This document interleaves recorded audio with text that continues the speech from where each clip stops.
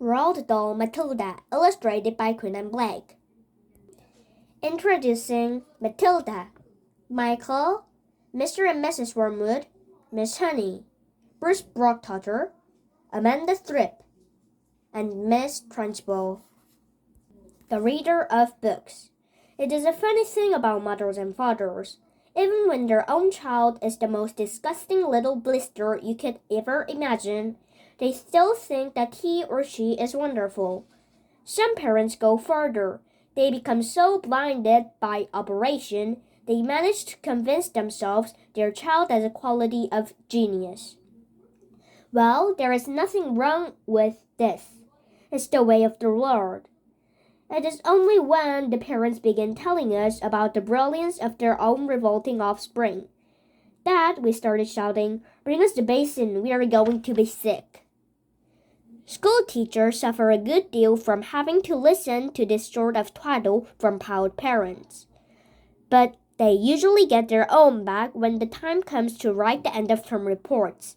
If I were a teacher, I would cook up some real scorchers for the children of doting parents.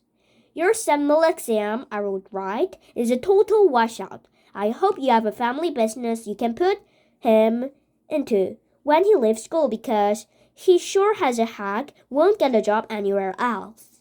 Or if I were feeling logical that day, I might write, "It is a curious truth about grasshoppers have hearing organs inside of their optums. Your daughter Vanessa, judging by what she has learned this term, has no hearing organs at all." I might even develop deeper into natural history and say, "A pedicle cinema spent 6 years as grub underground, and no more than 6 days as a free creature of sunlight and air. Your son Wilfred has spent 6 years as a grub in this school, and we are still waiting for him to emerge from the crisis." A particular poisonous little girl might sting me into saying, "Flora has the same glacial beauty as an iceberg, but unlike an iceberg, she has absolutely nothing below the surface." I think I might enjoy writing end-of-term reports for the stinkers in my class. But enough of that, we have to get on. Occasionally, one comes across parents who take the opposite line, who shows no interest at all in their children. And these, of course, are far worse than the doting ones. Mr. and Mrs. Wormwood were two such parents. They have a son called Michael and a daughter called Matilda. And the parents look upon Matilda in particular as nothing more than a scrap. A scrap is something that you have to put in until the time comes when you can pick it off and fling it away. Mr. and Mrs. Wormwood look forward enormously to the time when they could pick off their little daughter off and fling her away permanently into the next country, or even further than that. It is bad enough when people treat ordinary children as though they were scraps and bunions, but it becomes somehow a lot worse when the child in question is extraordinary. And by that, I mean sensitive and brilliant. Matilda was both of these things. But above all, she was brilliant. Her mind was so nimble and she could so quick to learn that her ability should have been obvious to even the most half-witted parents. But Mr. and Mrs. Wormwood were both too gormless and so wrapped in their own silly lives, they failed to notice anything unusual about their daughter. To tell the truth, I doubt they would have noticed had she crawled into the house with a broken leg. Matilda's brother Michael was a perfectly normal boy, but his sister, as I said, was something to make your eyes pop.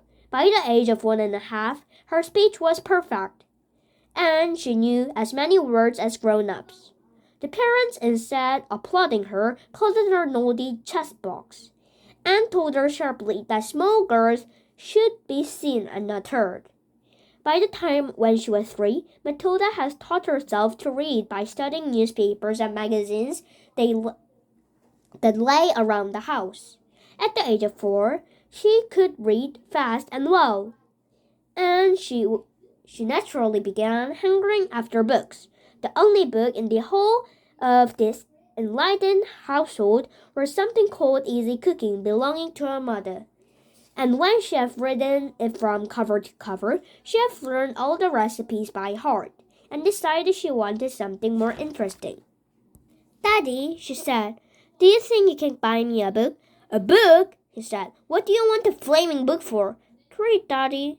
What's wrong for the tally, for heaven's sake? We've got a lovely tally with a 12-inch screen, and now you come asking for a book. You getting spoiled, my boy. Nearly every weekday afternoon, Matilda had left alone in the house. Her brother, 5 years older than her, went to school. Her father went to work, and her mother went out playing bingo in the town 8 miles away. Mrs. Wormwood had took on bingo and played 5 afternoons a week. On the afternoon of the day when her father had refused to buy her book, Matilda set out by herself to walk to the public library in the village. When she arrived, she introduced herself to the librarian, Mrs. Phelps. She asked if she might sit a while and read a book. Mrs. Phelps, slightly taken aback at the arrival as such a tiny girl unadopted by a parent, nevertheless told her that she was very welcome. Where are the children books, please? Matilda asked. They're over those lower shelves, Mrs. Phelps told her. Would you like me to find a nice one with lots of pictures in it? No, thank you, Matilda said. I'm sure I can manage. From then on, every afternoon, as soon as her mother left for bingo, Matilda would toddle down to the library. The walk only took 10 minutes, and this allowed her 2 glorious hours sitting quietly by herself in a cozy corner, devouring one book and after another. When she had read every single children's book in the place, she started wandering off to search something else. Mrs. Phelps, who had been watching her with fascination for the past few weeks, now got up from her desk and went over to her. Can I help you, Matilda? She asked. I'm wondering what to read next, Matilda said. I've finished all the children's books. You mean you've looked in the pictures? Yes, but I've read the book as well. Mrs. Phelps looked up and down at Matilda from her great height, and Matilda looked right back at her. I thought some were very poor, Matilda said, but others were very lovely. I liked reading The Sacred Garden best of all. It was full of mysteries, the mystery of the room behind the closed door, and the mystery of the garden behind the big wall. Mrs. Phelps was stunned. Exactly how old you are, Matilda? She asked. 4 and 3 months, Matilda said. Mrs. Phelps was more stunned than ever. She had a sense not to show it. What sort of book do you want to read next? She asked. Matilda said, I would like a really good one that grown-ups read, a famous one. I don't know any names. Mrs. Phelps looked along the shelves, taking her time. She didn't know quite what to bring out. How, she asked herself, does one choose a famous grown-up book for a 4-year-old girl?